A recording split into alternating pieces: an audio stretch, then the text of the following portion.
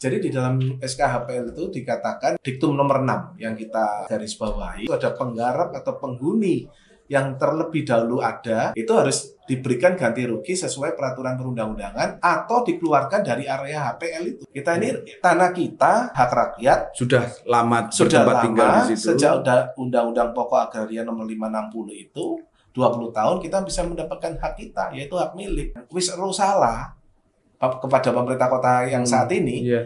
wis ero salah, ojo diterusno.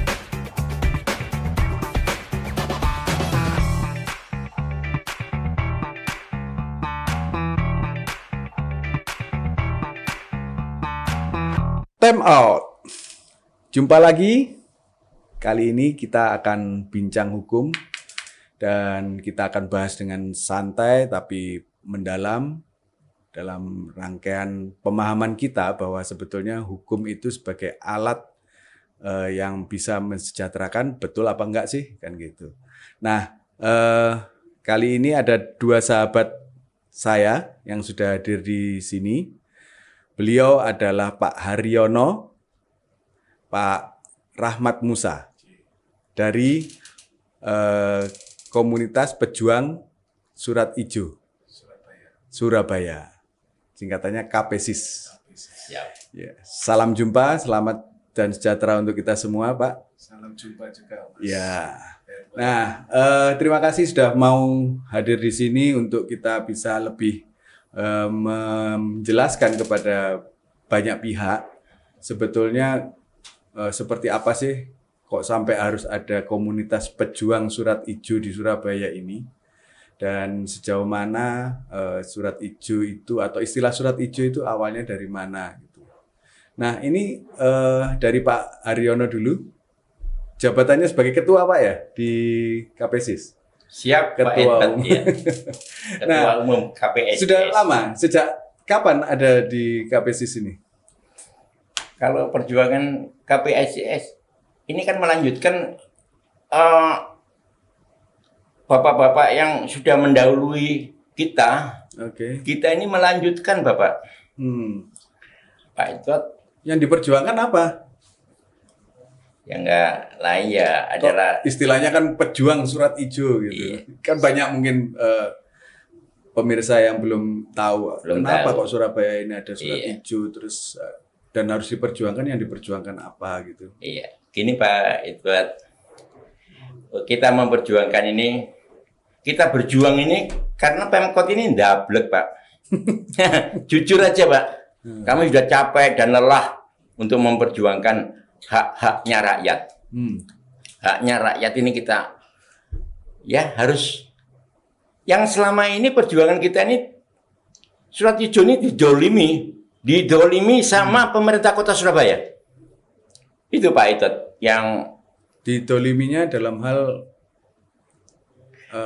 apa? Ini kan lahan atau tanah yang kemudian sudah ditempati oleh warga, terus sekarang dianggap pemerintah kota mendolimi itu dari sudut pandang warga dan harus diperjuangkan itu.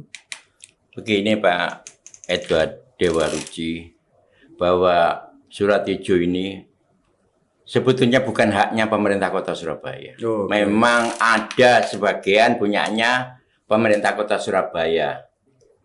Hak-haknya itu ada seperti tanah-tanah ganjaran, fasilitas umum yang diberikan kepada developer. Itu nggak apa-apa, itu haknya pemerintah kota. Tapi kalau hak-haknya rakyat, tanah negara, itu harus saya perjuangkan untuk kepentingannya warga pemegang Surat Ijo. Sampai mati pun saya akan berjuang kalau sampai Surat Ijo ini nggak bisa selesai. Loh, iya Pak. Iya. Jujur Pak, Bapak bisa lihat perjuangan kami, progres kami yang sekian puluh tahun yang bapak-bapak yang sudah memperjuangkan, yang kita lanjutkan sekarang. Saya menghargai pejuang-pejuang bapak-bapak yang sudah meninggal. Apalagi pejuang kami yang namanya Dr. Taufik Iman Santoso, SH.M.Hum. Ya Pak ya. Berjuang Pak, anak mantan wali kota, satu-satunya membackup KPSIS. Wali kota siapa itu? Anak Pak Wali kota siapa? Wali kota Suparno. Suparno ya, Pak Parno. Pak Suparno itu adalah ayah daripada Bapak Taufik Iman Santoso. Ahli hukum ya. Ahli hukum, dari Pak. Ubaya ya. Sudah mengerti loh. Pemerintah kota ini salah. Boyo jadi terus-terus no. Gitu loh, Pak. Masa pejuang-pejuang ini disuruh mencarikan payung hukum. Kok malah kita yang disuruh mintakan payung hukum? Oke lah, kalau kamu memang ikhlas rela minta bantuan KPSIS untuk mencarikan payung hukum, akan saya carikan, Pak. Saya, Pak Iqbal, bisa dicatat. Kami akan memperjuangkan pemerintah kota. Saya kasih payung hukum. Saya sedang berjuang sekarang ke pemerintah pusat untuk mencarikan pemerintah kota.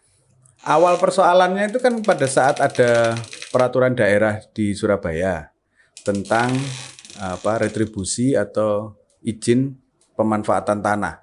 Iya Pak Musa. Ya. Pak Musa sebagai sekretaris mungkin punya data lebih lengkap sejarah awal kenapa kok sampai timbul konflik pertanahan di Surabaya yang ini luasannya sampai berapa waktu itu? 12 juta meter persegi. 12 juta meter persegi. Jadi hampir lebih dari separuh wilayah Surabaya ya. Lebih dari separuh. Lebih dari sepertiga wilayah Surabaya. Nah, ini kok sampai akhirnya berlarut-larut dan selalu akan menjadi masalah dan isu yang tidak bisa diselesaikan. Padahal kan peraturan daerahnya itu selalu muncul. Dari tahun 97, kemudian 2000, terakhir 2016. Terakhir 2016. Bahkan mungkin terakhir yang kemarin demo itu. Betul. Jadi gimana Pak? Ini kok sampai akhirnya persoalan hukumnya itu bisa dari berbagai macam sudut dan banyak persoalan yang muncul selain masalah kepemilikan, kemudian ada masalah status. Gugatan kan juga udah pernah dilakukan waktu itu. Gimana ceritanya soal gugatan segala itu? Betul. Yang kemudian kok sampai nggak selesai? Betul. Jadi begini Mas Hebat, tadi Pak Ketum sudah sampaikan bahwa perjuangan kita ini KPSIS, yaitu Komunitas Pejuang Surat Ijo Surabaya. Pada waktu itu secara hukum kita tahun 2020 lahirnya.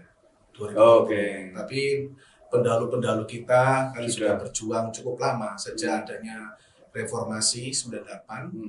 Itu juga terjadi reformasi agraria. Itu masyarakat itu akhirnya menanyakan masalah Surat Ijo ini. Surat Ijo ini kan seperti ibu saya ini menempati di daerah Ngaten. Itu tahun 60. Itu beli lewat YKP angsuran gitu. Angsuran, lalu setelah itu mendapatkan sertifikat. Nah, makanya sertifikat hijau, luarnya covernya hijau. Kan dianggap sertifikat. Wah, ini sertifikat seperti SHM yang dikeluarkan BPN begitu kan.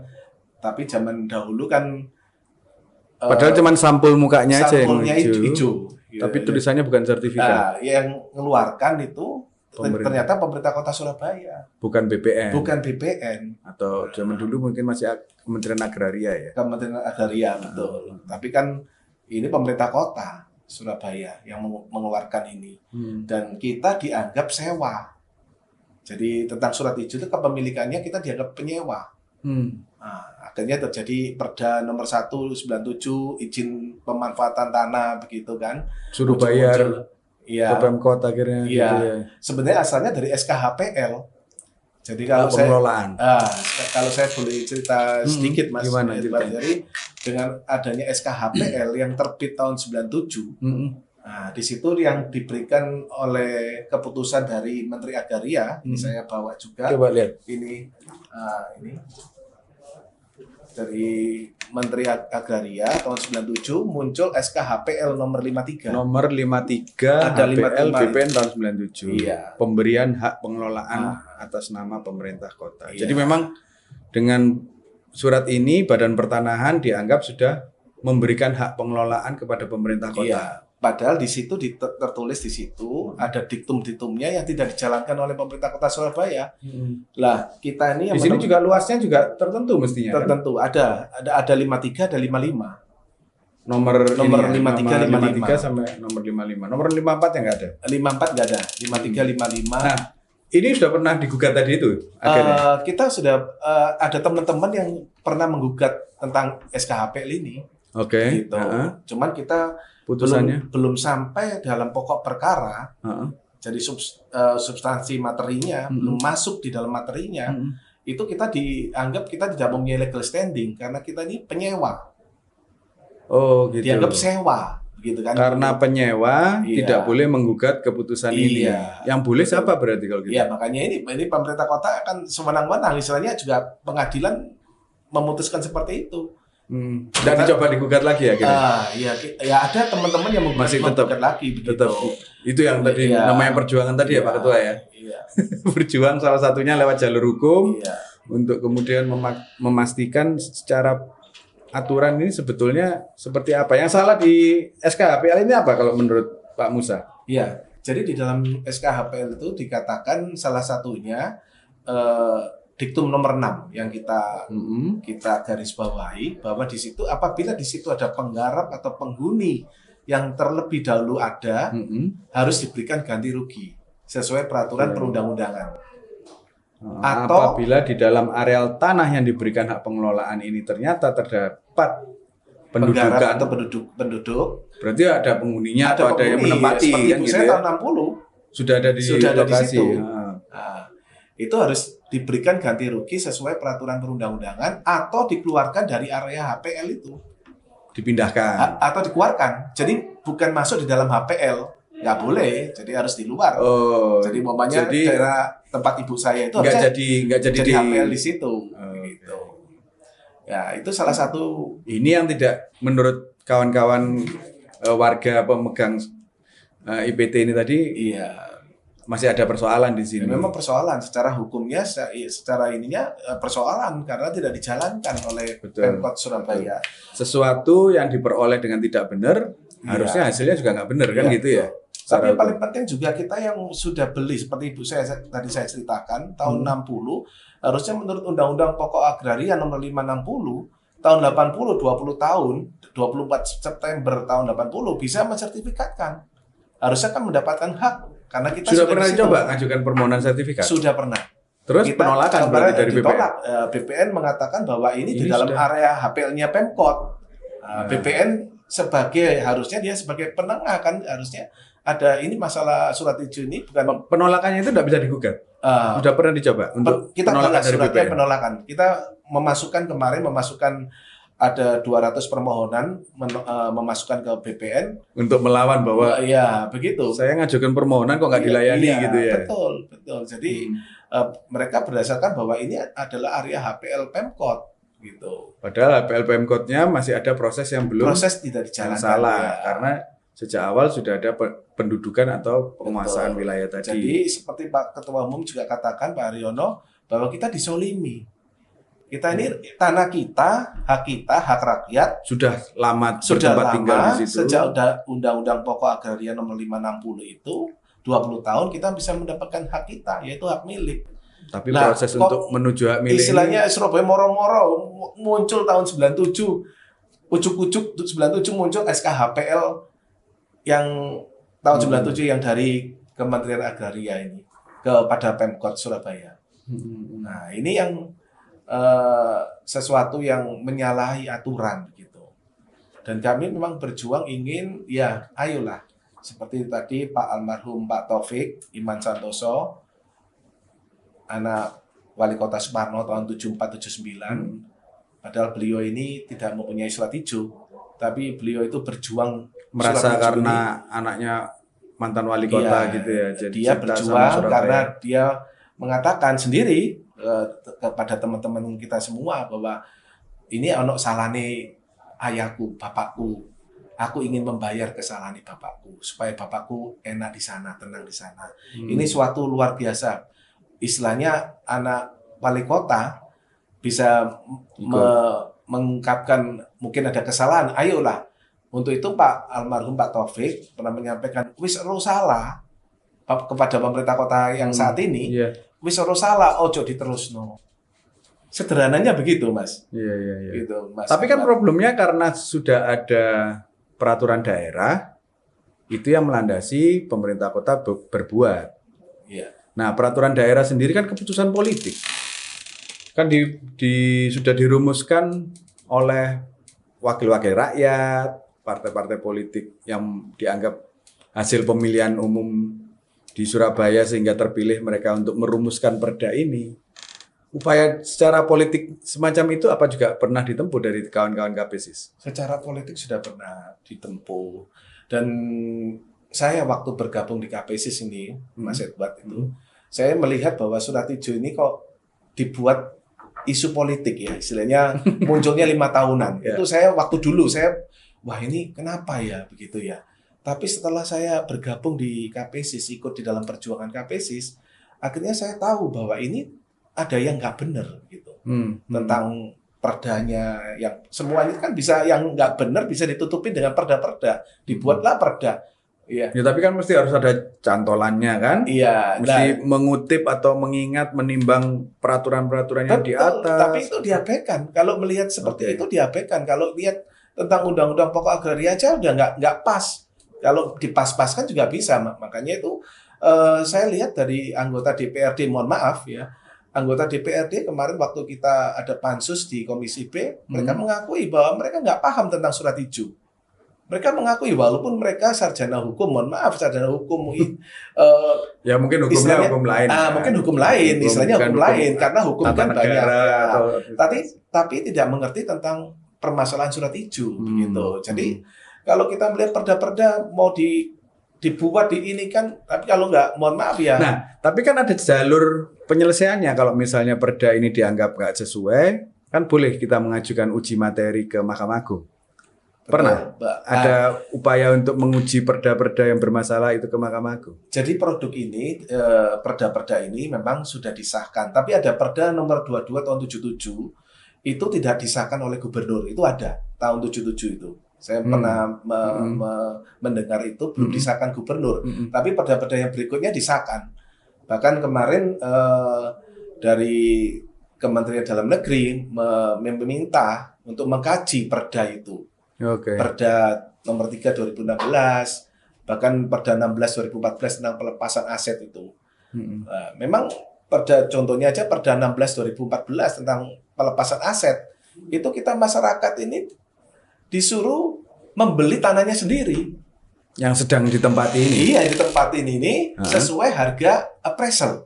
Jadi independen appraisal. Jadi umpamanya tanah di daerah Ngagel itu 10 juta appraisalnya dikalikan 300 meter, ya 3 miliar kita harus bayar. Itu bisa menjadi SHM.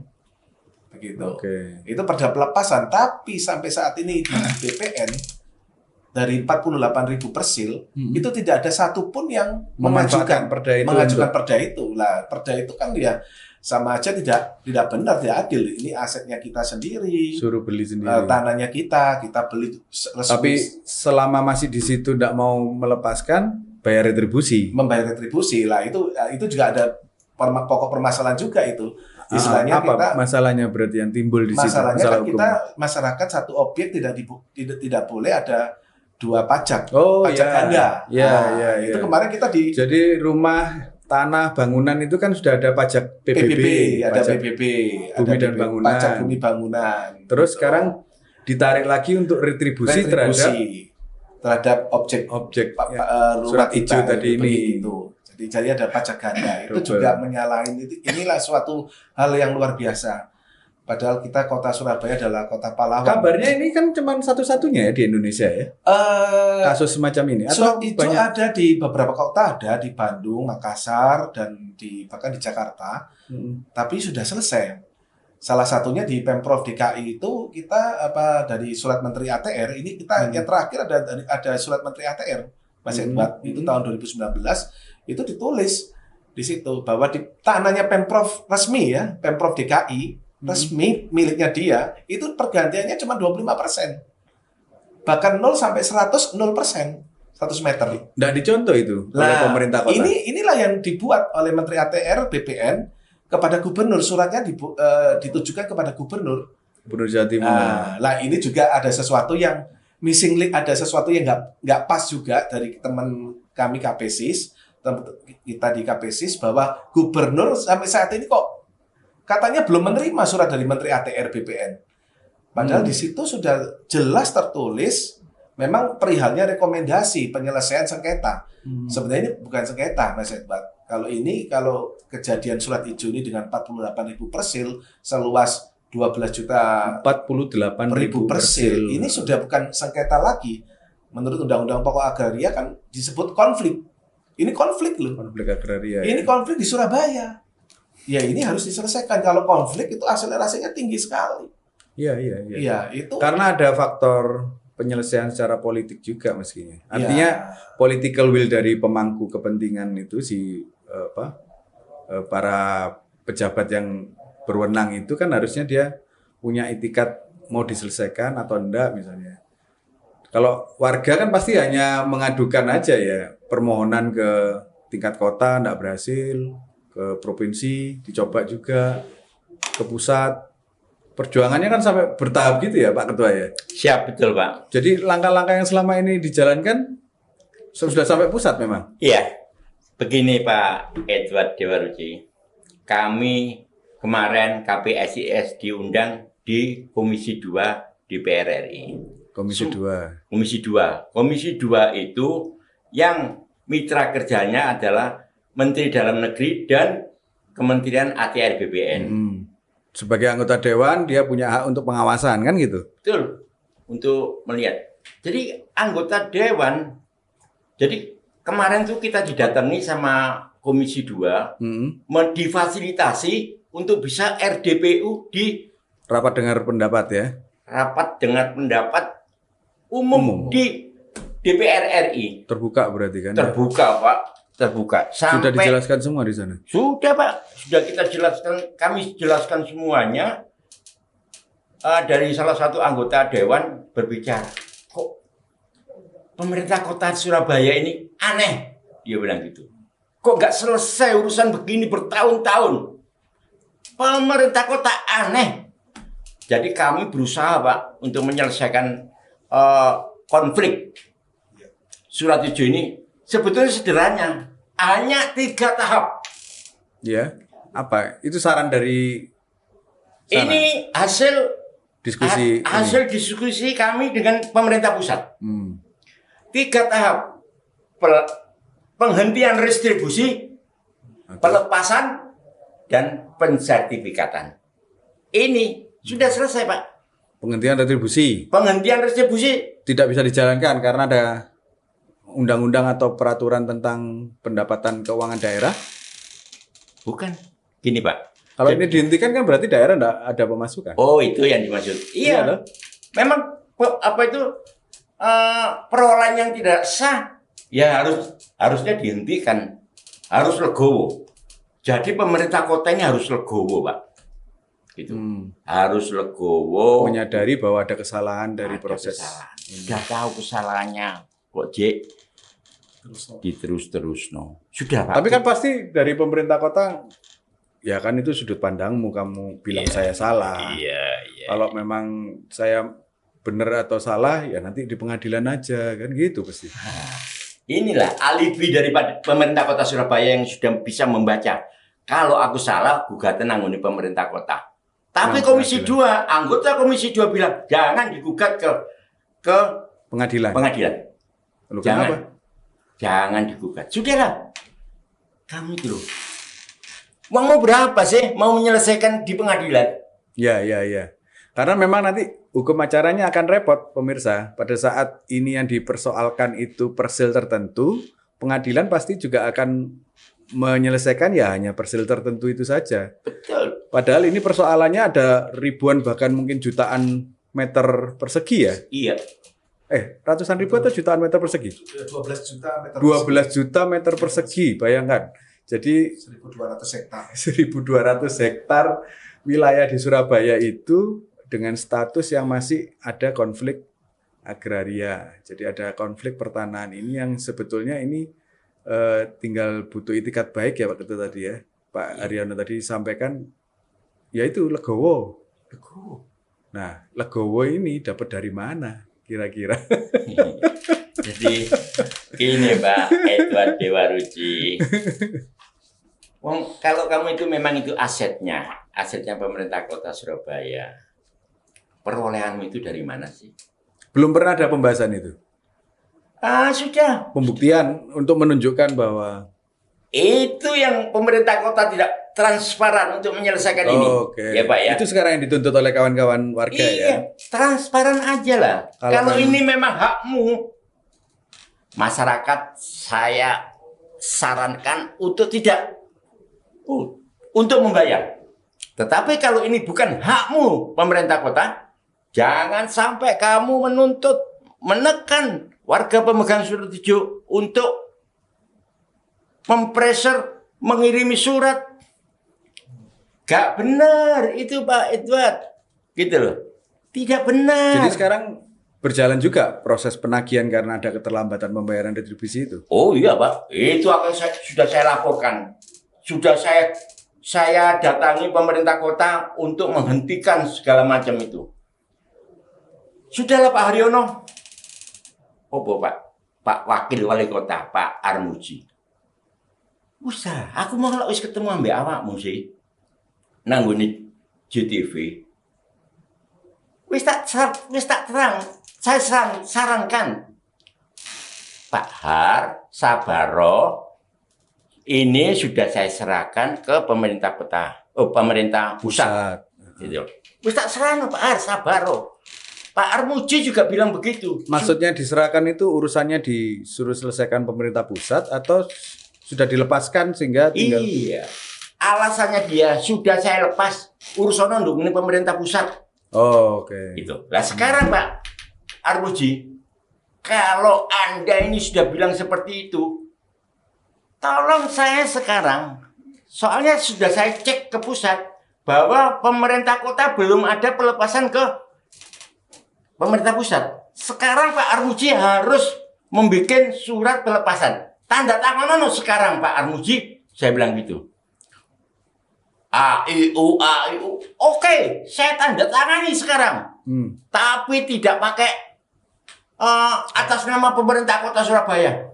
Iki wali kota model oh, bisa bilang gitu Pak. Itu disaksikan Pak. Pak Armuji berbicara seperti itu disaksikan sama Pak.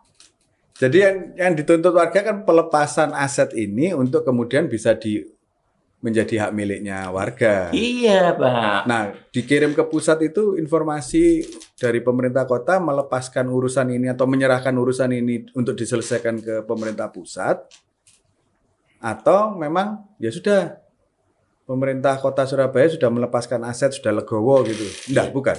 Iya. Sudah ngomong begitu Pak. Oh, ngomongnya begitu. Tapi suratnya enggak ada. Suratnya enggak ada. Loh. Iya. Akhirnya saya tagih, Pak Armuji ini memang konsisten kalau ngomong.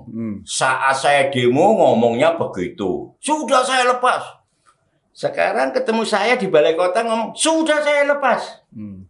Kak, Pak Armuji, sudah saya cek ke pemerintah pusat, belum ada surat itu.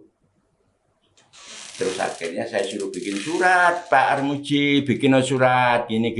Oke, saya kira tanda tangani. Dia bilang gitu. Tapi kau loh. Bukan atas nama pemerintah kota, atas nama pribadi saya tak tanda tangani. Itu Pak Edward, ucapannya Pak Armuji. Pak Wali Kota Erik juga ngomong gitu Pak. Akhirnya saya tidak, biarpun Anda tidak mau memberikan surat pelepasan, saya tetap berjuang sampai kapanpun. Gitu loh. Akhirnya ya, insya Allah Pak Edward, doakanlah perjuangan KPSIS ke pusat ini bisa membuahkan hasil Pak. Okay. Memang kami sekarang ini sudah berjuang bersama Pak Sekjen. Sangat luar biasa Pak.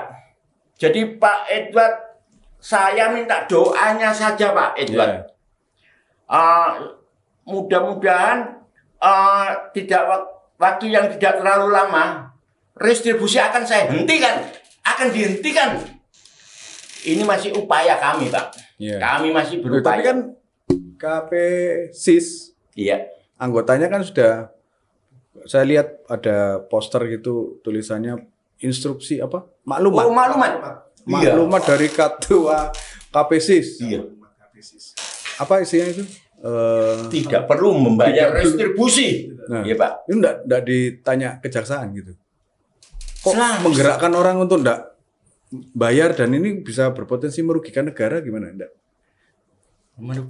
Yang saat ini Pak, kalau saya dikatain merugikan negara, kamu itu loh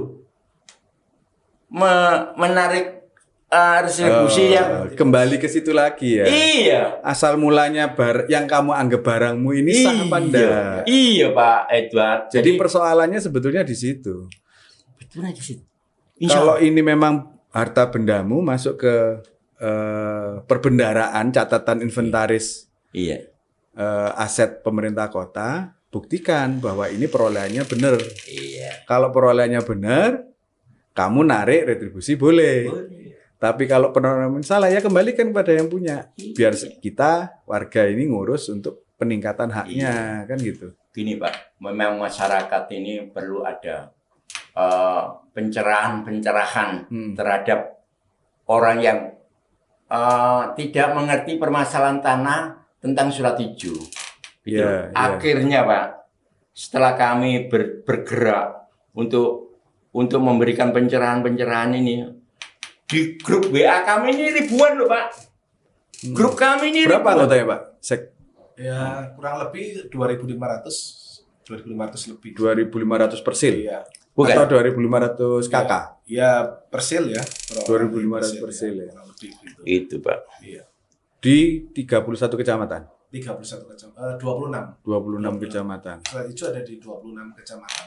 Oh, ada kecamatan yang memang mencar begitu. Ah. Mencar begitu. Jadi gini Pak, kami mau menyatukan masyarakat, mempublikasikan kepada masyarakat. Memang kita ini masih perlu waktu dan perlu pendanaan. Organisasi tanpa ada pendanaan tidak akan bisa berjalan Pak. ya, berjuang tanpa ada amunisi mau nembak pakai apa kan gitu. Iya Pak. Iya kalau dulu pakai bambu runcing, iya Pak ya. Kalau dulu pakai bambu runcing, memang Ya, karena sekarang masukin gugatan itu aja mungkin bayar Pak. biayanya ya.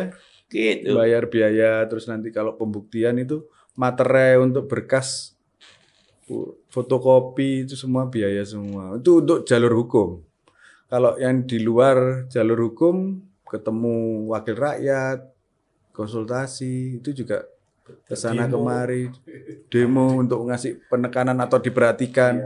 Itu Tapi demo-demo ini berhasil ya untuk warga. menarik perhatian para pejabat-pejabat yang mungkin saya bisa tambahkan juga Mas Edward, waktu itu kita meminta kepada mengirim surat kepada Pemkot, kepada wali kota untuk meminta audensi beberapa kali tidak ditanggapin, 2 kali kalau nggak salah.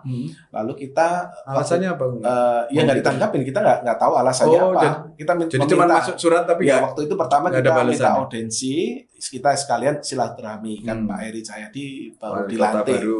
baru dilantik kita ya memberikan selamat begitu. Lalu kita kirim lagi surat, belum ada tanggapan. Dan pada waktu Agustus kemarin 2021 kita melakukan webinar yang dihadiri oleh narsum oleh Kabiru Hukum ATR BPN Pak Yagus, lalu Kabiru Hukum Kemendagri Pak Gani, lalu Pak Ahatoni ya, lalu pakar hukum itu Pak Sri Setiaji, juga Pak Armuji sebagai wakil wali kota. Lalu kita waktu mengadakan webinar itu, salah satu ikut dari Pak Gani, Kabiru Hukum, ayo. Kemarin kan Pak Wali Kota Wisnu Sakti Buwana kan sudah mengirim surat ke pemerintah pusat. Bahkan atas nama pemerintah kota sudah mengirim surat. Bahkan ya. beliau sendiri mengirimkan ke pemerintah pusat, ke Kemendagri.